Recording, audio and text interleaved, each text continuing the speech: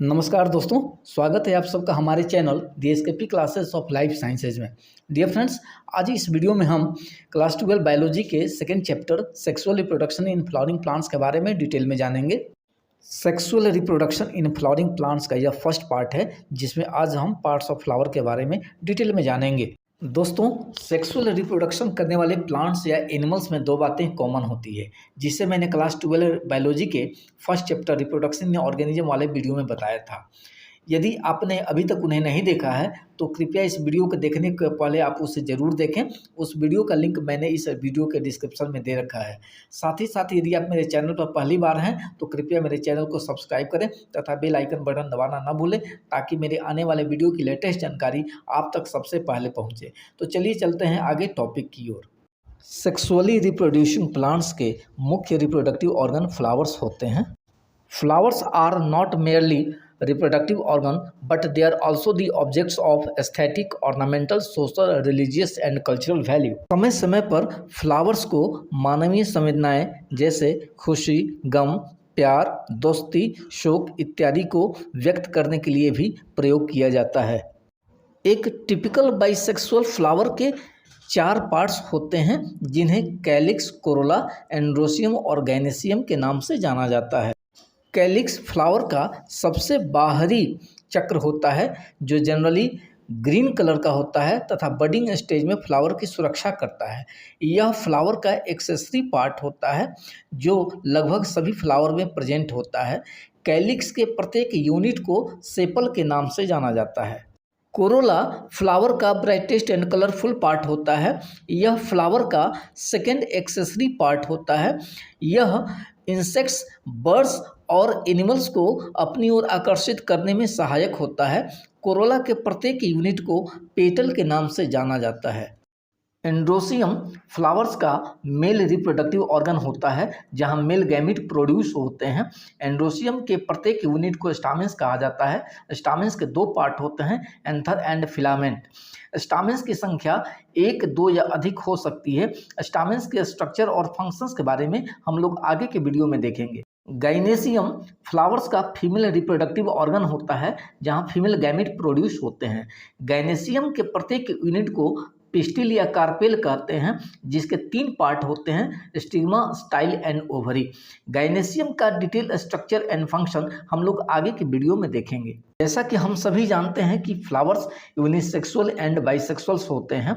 Unisexual flower में यदि केवल स्टामेन प्रेजेंट है तो वैसे फ्लावर्स को स्टैमिनेट कहा जाता है, तथा यदि यूनिसेक्सुअल फ्लावर में केवल पिस्टिल प्रेजेंट है तो उसे पिस्टिलेट फ्लावर कहा जाता है। Dear friends, sexual reproduction in flowering plant के सेकेंड पार्ट में आज हम फ्लावर के मेल रिप्रोडक्टिव पार्ट एंड्रोसियम अर्थात स्टामेन के स्ट्रक्चर एंड फंक्शन के बारे में डिटेल में जानेंगे। एंड्रोसियम फ्लावर का मेल रिप्रोडक्टिव ऑर्गन होता है, जिसके प्रत्येक यूनिट को स्टामेन कहते हैं। एक टिपिकल स्टामेन के 2 पार्ट होते हैं। टर्मिनल लोब्ड पार्ट को एंथर कहा जाता है तथा लॉन्ग एंड स्लेंडर स्टॉक को फिलामेंट कहते हैं। फिलामेंट एक तरफ एंथर से कनेक्टिव के द्वारा जुड़ा रहता है तथा दूसरी तरफ यह थैलमस या पेटल से जुड़ा रहता है। फ्लावर्स में स्टामेन्स की संख्या तथा उसका लेंथ अलग अलग स्पेसीज के अनुसार वेरी करता है। एक टिपिकल एंजियोस्पर्मिक एंथर में 2 लोब होते हैं, इसलिए एंथर को बाइलोब्ड कहा जाता है। दोनों ही लोब में 2-2 थीका होते हैं, इसलिए एंथर डायथिकस भी कहलाता है। दोनों ही थीका एक लॉन्गिट्यूडनल ग्रुप के द्वारा बटे होते हैं, जिस लाइन ऑफ डेहिसेंस भी कहा जाता है। प्रत्येक थीका में ही मेल गैमीट अर्थात माइक्रोस्पोर बनते हैं, इसलिए थीका को माइक्रोस्पोरेंजियम भी कहते हैं। इस प्रकार एक टिपिकल एंथर में 4 माइक्रोस्पोरेंजिया होते हैं, जो डेवलप होकर के पोलन सैक बनाता है, जिसके अंदर पोलन ग्रेन्स भरे होते हैं।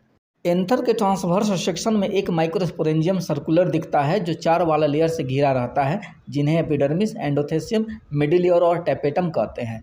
बाहर के 3 लेयर एंथर को प्रोटेक्ट करते हैं तथा पोलन ग्रेन के रिलीज के समय एंथर के डेहिसेंस में हेल्प करते हैं। माइक्रोस्पोरेंजियम के इनर मोस्ट लेयर टैपेटम के प्रत्येक सेल में डेंस साइटोप्लाज्म और 1 से अधिक न्यूक्लियस होते हैं, इसलिए यह पोलन ग्रेन के डेवलपमेंट के समय उनका नरिशमेंट करता है। एंथर जब यंग रहता है तब प्रत्येक माइक्रोस्पोरेंजियम के सेंटर में कम्पैक्टली अरेंज्ड होमोजीनस सेल्स भरे होते हैं जिन्हें स्पोरोजीनस टिश्यू कहते हैं। स्पोरोजीनस टिश्यू का प्रत्येक सेल पॉलन अर्थात माइक्रोस्पोर को जन्म दे सकता है, इसलिए प्रत्येक सेल को माइक्रोस्पोर मदर सेल या पॉलन मदर सेल कहते हैं। पॉलन मदर सेल डिप्लॉयड होता है लेकिन माइक्रोस्पोर हैप्लॉयड होता है, इसलिए 4 माइक्रोस्पोर एक साथ जन्म लेते हैं जिन्हें माइक्रोस्पोर टेट्राड भी कहा जाता है। गैमेटोजेनेसिस अर्थात माइक्रोस्पोरोजेनेसिस, पॉलन मदर सेल से माइक्रोस्पोर अर्थात मेल गैमेट बनने के प्रोसेस को माइक्रोस्पोरोजेनेसिस कहते हैं। प्रत्येक माइक्रोस्पोरेंजियम के सेंटर में स्थित स्पोरोजीनस टिश्यू का प्रत्येक पॉलन मदर सेल एक क्लस्टर के रूप में 4 माइक्रोस्पोर टेट्राड को मियोटिक सेल डिवीजन के थ्रू जन्म देते हैं। एंथर के मैचुरेशन और डिहाइड्रेशन के बाद माइक्रोस्पोर टेट्राड के सारे माइक्रोस्पोर एक दूसरे से अलग हो जाते हैं तथा पॉलन ग्रेन के रूप में डेवलप होते हैं।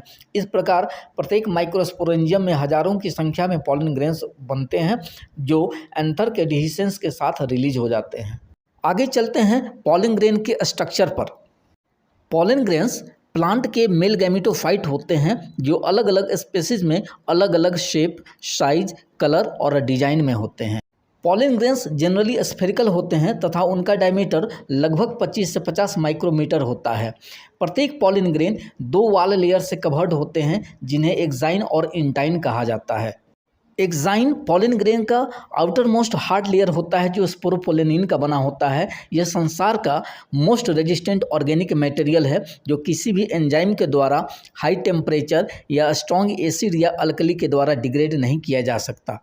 स्पोरोपोलेनिन के प्रेजेंस के कारण ही पॉलन ग्रेन को फॉसिल्स के रूप में प्रिजर्व किया जा सकता है। पॉलन ग्रेन के एक्साइन लेयर में कुछ एपर्चर्स होते हैं जिन्हें जर्म पोर कहा जाता है। यहाँ स्पोरोपोलेनिन एब्सेंट होते हैं जिसकी वजह से जर्म पोर के थ्रू पॉलन ट्यूब का जन्म होता है।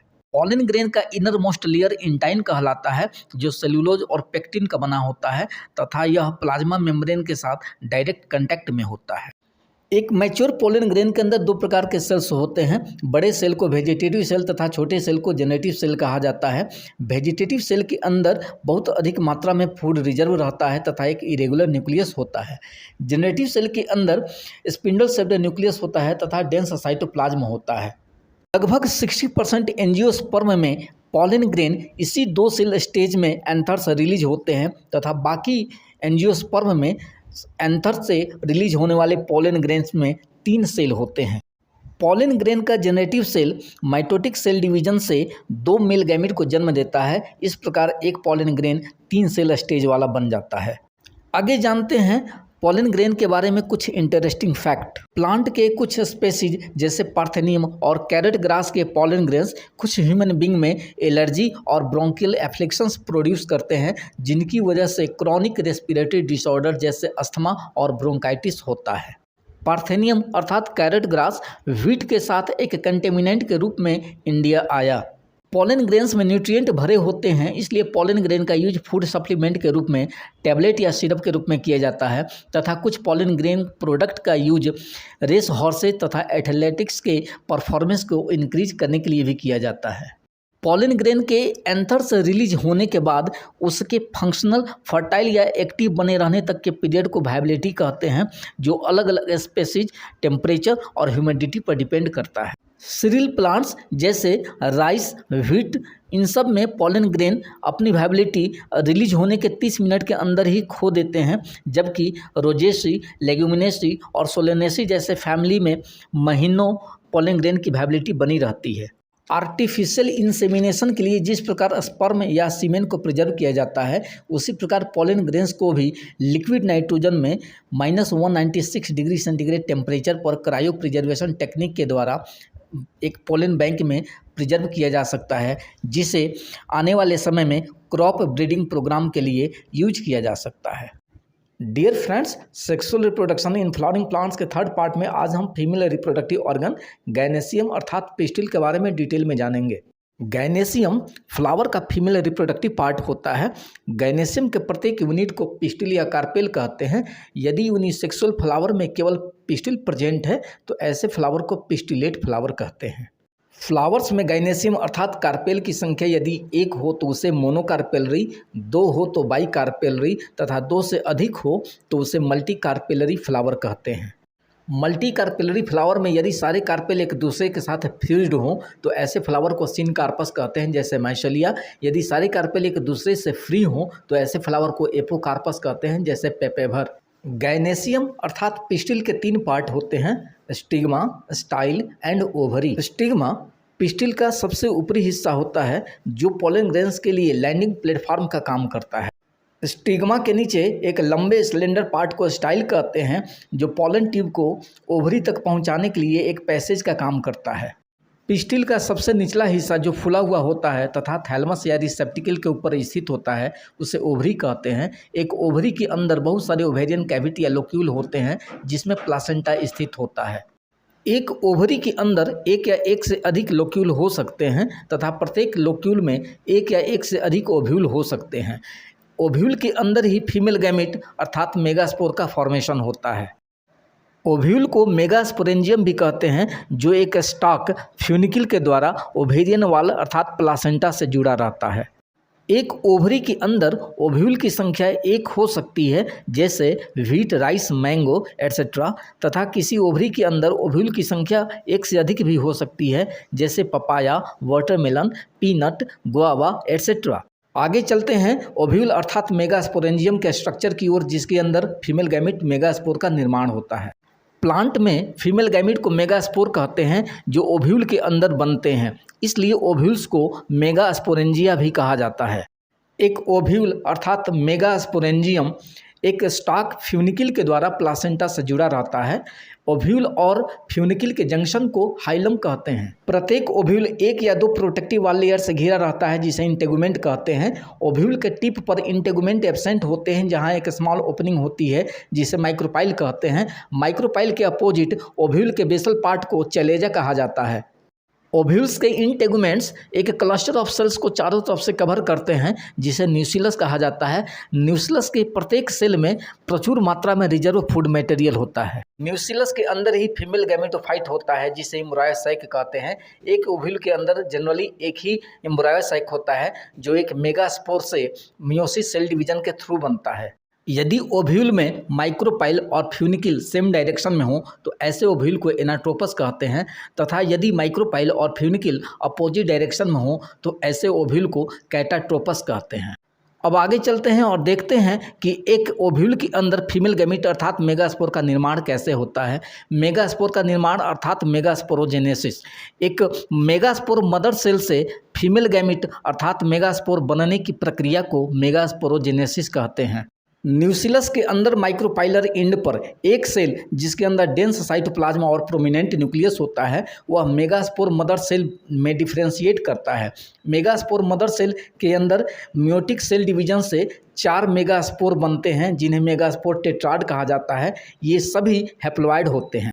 अधिकांश फ्लावरिंग प्लांट में 3 मेगास्पोर डीजेनरेट हो जाते हैं तथा केवल 1 मेगास्पोर फंक्शनल रहता है जो फीमेल गैमेटोफाइट एम्ब्रायोसाइक के रूप में डेवलप होता है।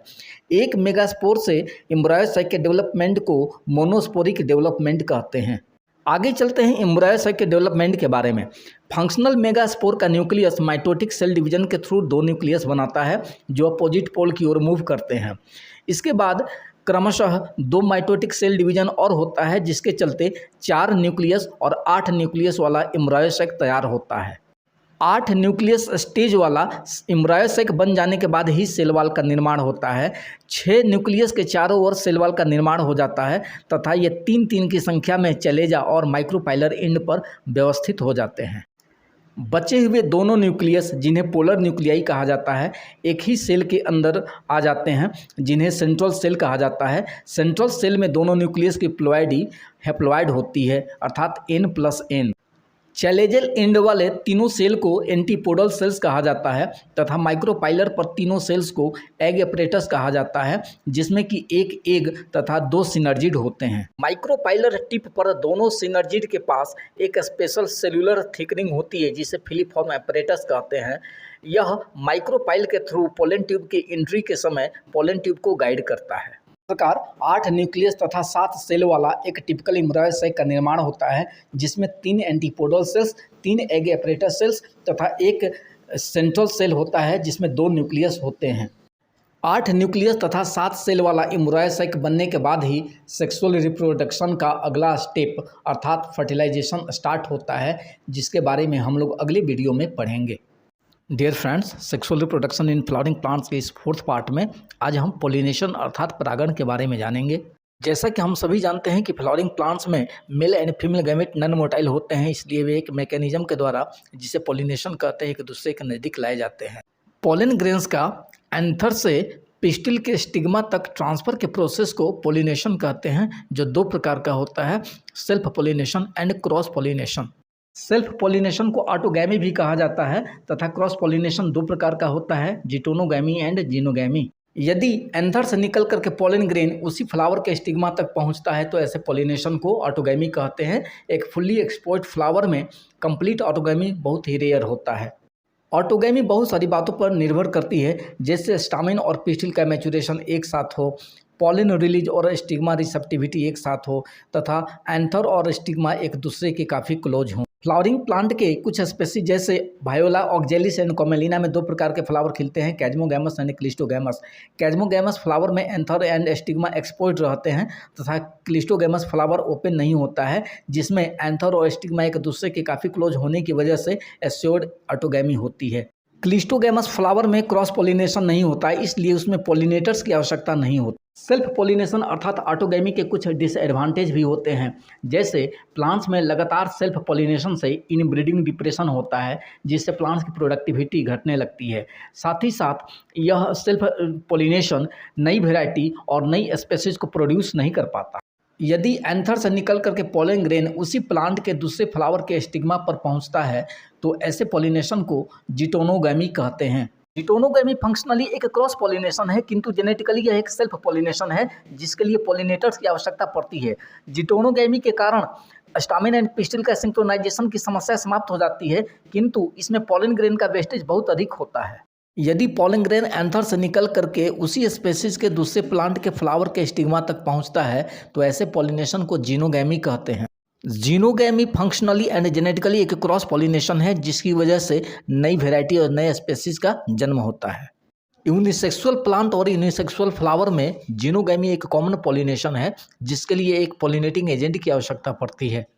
पोलिनेटिंग एजेंट बायोटिक और अबायोटिक हो सकते हैं। इंसेक्ट के द्वारा पोलिनेशन को एंटेमोफिली कहते हैं, एनिमल्स के द्वारा पोलिनेशन को जूफिली कहते हैं तथा बैट के द्वारा पोलिनेशन को क्रिप्टेरोफिली के नाम से जाना जाता है। वाटर के द्वारा पोलिनेशन को हाइड्रोफिली कहते हैं तथा विंड के द्वारा पोलिनेशन को एनिमोफिली कहते हैं।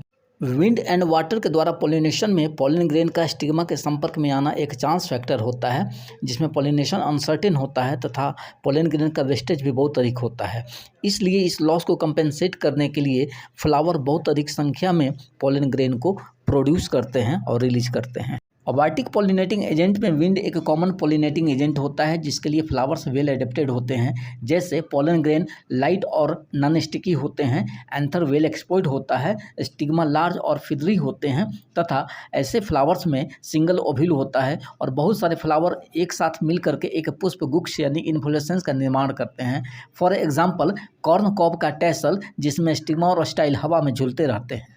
पौधों में वाटर के द्वारा पोलिनेशन रेयर होता है तथा यह करीब करीब 30 जेनरा स्पेसीज तक ही सीमित है, जिसमें मोस्टली मोनोकोटिलेडन्स हैं, जैसे फ्रेश वाटर में उगने वाले वेलिसनेरिया और हाइड्रिला तथा मेरीन वाटर में उगने वाले सीग्रास जोस्टेरा। वेलिसनेरिया में फीमेल फ्लावर एक लंबे स्टॉक के द्वारा वाटर के सरफेस तक पहुंचता है तथा मेल फ्लावर पोलन ग्रेन को पानी में रिलीज करते हैं, जो वाटर करंट के द्वारा फीमेल फ्लावर के स्टिग्मा तक पहुंच जाता है। सीग्रास जोस्टेरा में फीमेल फ्लावर पानी के अंदर ही डूबे रहते हैं तथा पोलन ग्रेन भी पानी के अंदर ही रिलीज होता है, जिससे पोलिनेशन संभव हो पाता है।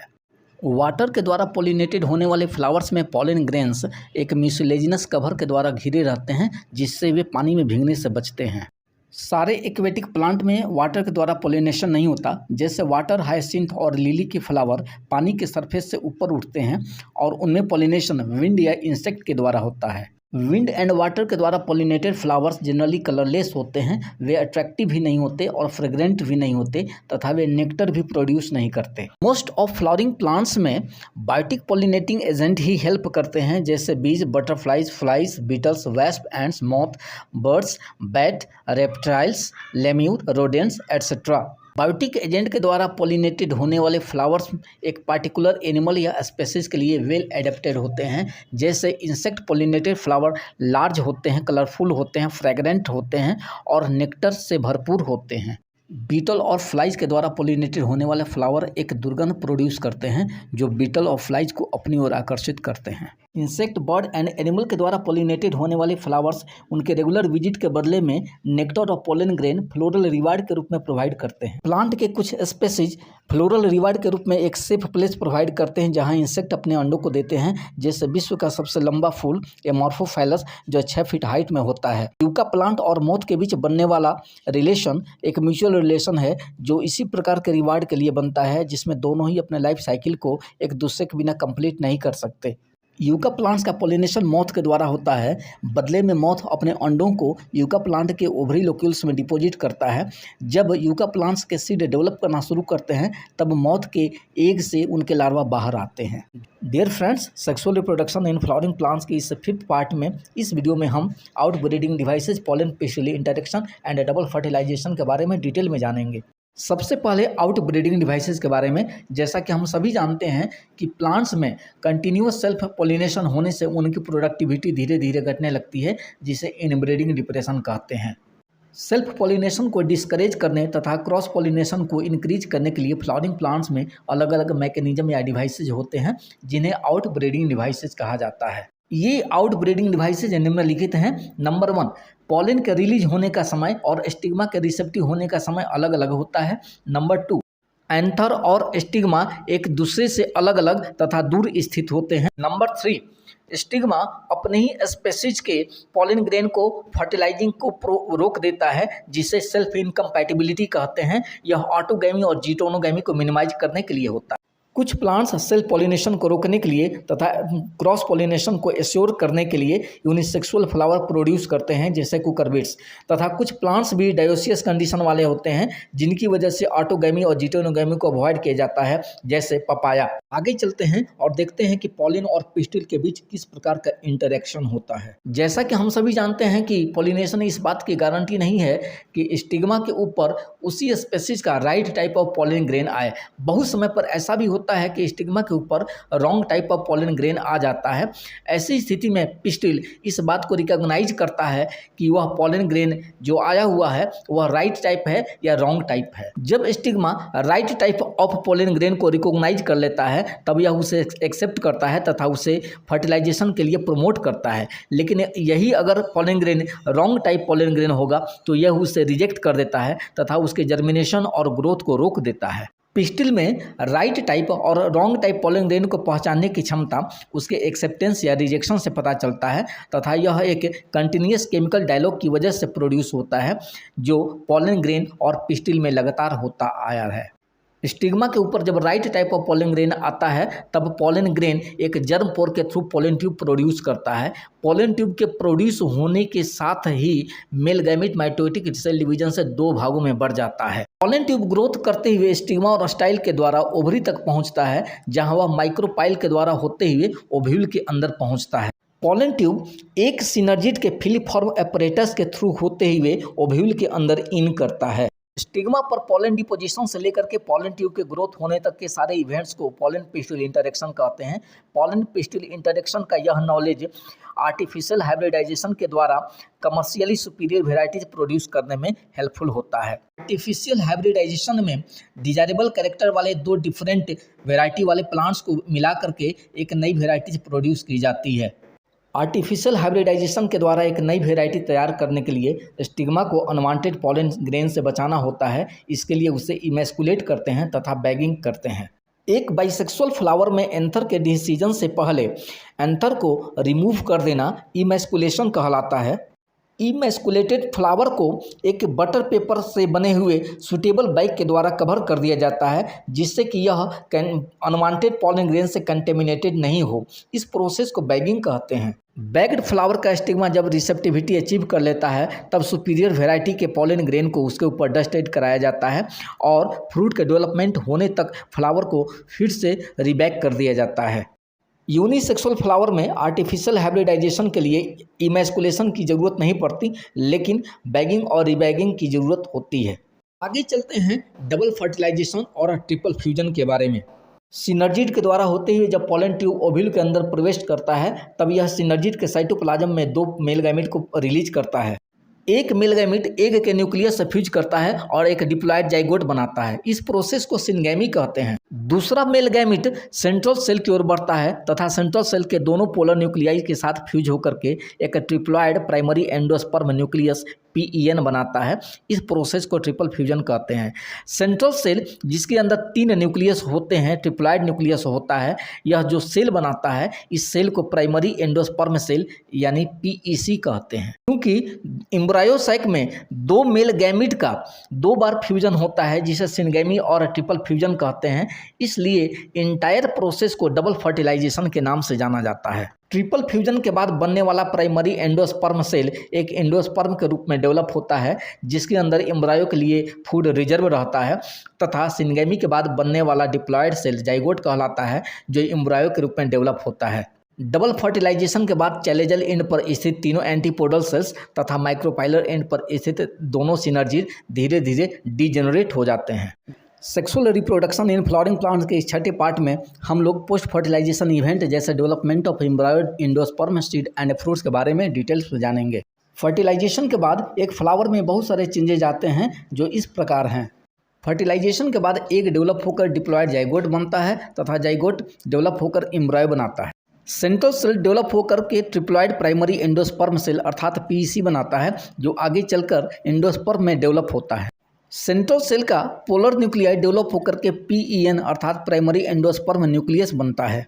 फर्टिलाइजेशन के बाद ओव्यूल सीड में डेवलप हो जाता है तथा ओवरी फ्रूट में डेवलप होता है। सेपल, पेटल और स्टामेन मुरझा करके गिर जाते हैं। आगे देखते हैं एंडोस्पर्म का डेवलपमेंट कैसे होता है। ओव्यूल के अंदर एंडोस्पर्म का डेवलपमेंट एम्ब्रायो के डेवलपमेंट से पहले होता है क्योंकि एंडोस्पर्म के ट्रिप्लॉयड एंडोस्पर्मिक टिश्यू में डेवलपिंग एम्ब्रायो के नरिशमेंट के लिए रिजर्व फूड स्थित होता है।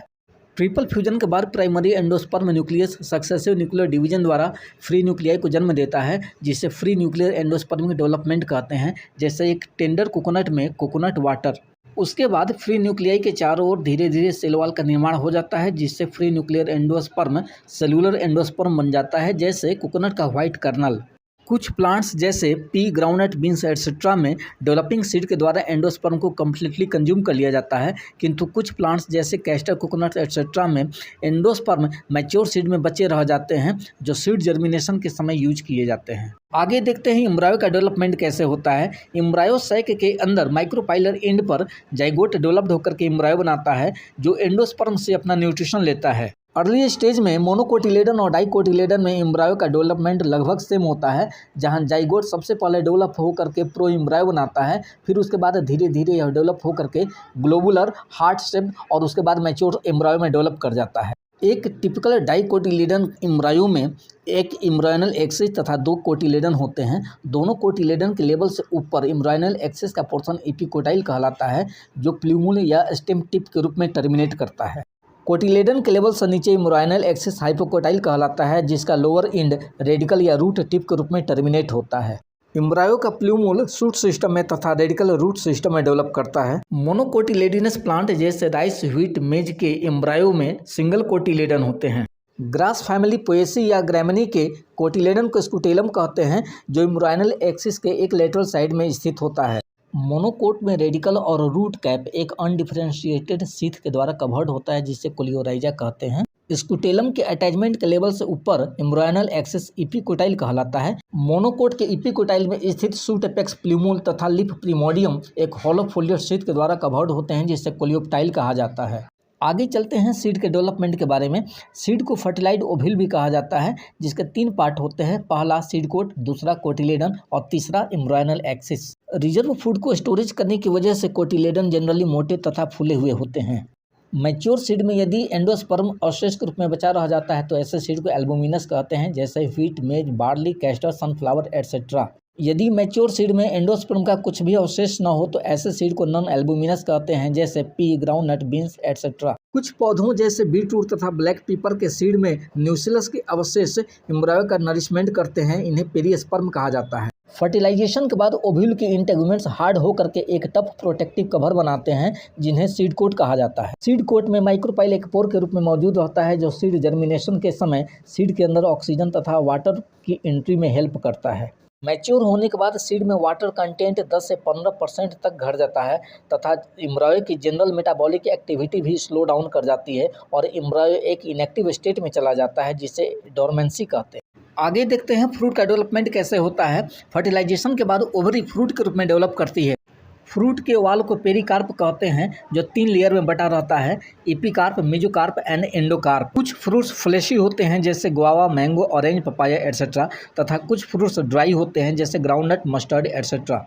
फ्रूट मुख्यतः 2 प्रकार के होते हैं, ट्रू फ्रूट तथा फॉल्स फ्रूट। यदि फ्रूट का डेवलपमेंट ओवरी से होता है तो ऐसे फ्रूट को ट्रू फ्रूट कहते हैं, जैसे मैंगो, गुआवा एटसेट्रा। कुछ प्लांट जैसे एप्पल, कैश्यूनट, स्ट्रॉबेरी एटसेट्रा में फ्रूट का डेवलपमेंट ओवरीज न होकर के थैलमस से होता है, ऐसे फ्रूट को फॉल्स फ्रूट कहते हैं।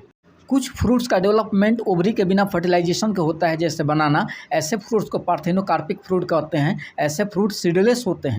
आगे चलते हैं सीड के कुछ एडवांटेज की ओर। नए हैबिटेट में डिस्पर्सल के लिए सीड के पास बेटर एडेप्टिव स्ट्रेटजी होते हैं, जिससे नए स्पेसीज को दूसरे एरिया को कोलोनाइज करने में हेल्प मिलता है।